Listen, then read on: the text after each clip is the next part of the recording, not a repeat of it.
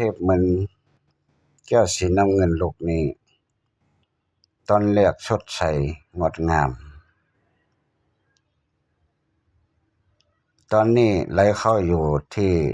สีน้ำเงินสีดำมันไม่สดใสมันไม่งดงามเป็นที่คดโกงหลอกลงตอนต้นมันก็สีน้ำเงินชัดแจ้งตอนนี้กลายเกิดเป็นสีน้ำเงินดำไหลโตเข้าไปสู่สงครามมืดมันไม่ชัดแจ้งสีน้ำเงินสีด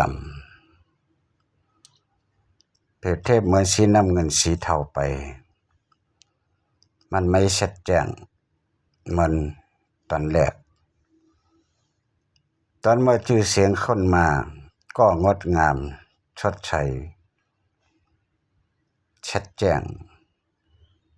ตอนนี้ไหลตัวเข้าหลุมดำที่มืดสีเทา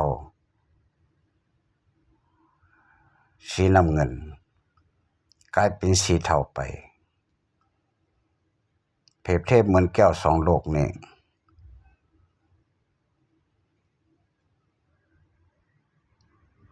ได้ตัวเข้าสู่ความมืดเป็นการก่อสงครามการเมืองไม่ชดใสไม่งดงามไม่เริ่มใส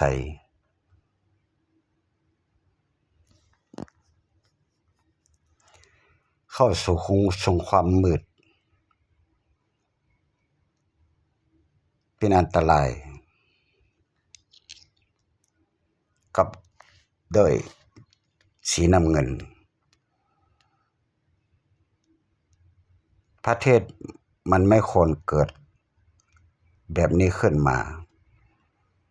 ก็เกิดแบบนี้ขึ้นมาสีน้ำเงินสีเทาเป็นอันคดโกงหลอกลวง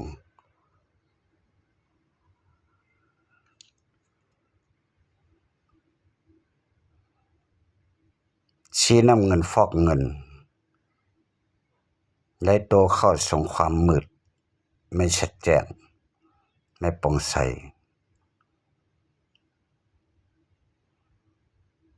ได้โตเข้าสู่ความอันตรายสีน้ำเงินสีเทาสีดำเราพูดแค่นี้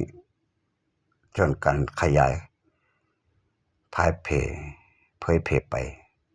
ใช่หรือไม่ใช่ตอนแรกมันก็สีน้ำเงินก็สดใสงดงามชัดแจ้งตอนนี้ไหลตัวเข้าเป็นสีน้ำเงินสีเทาสีด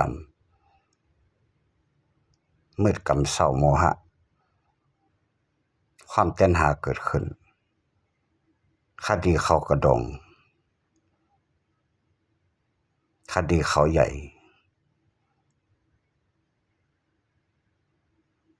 คดีฟอกเงินคดโกงหลอกลวงบ้านเมืองประชาชนทั้งโลก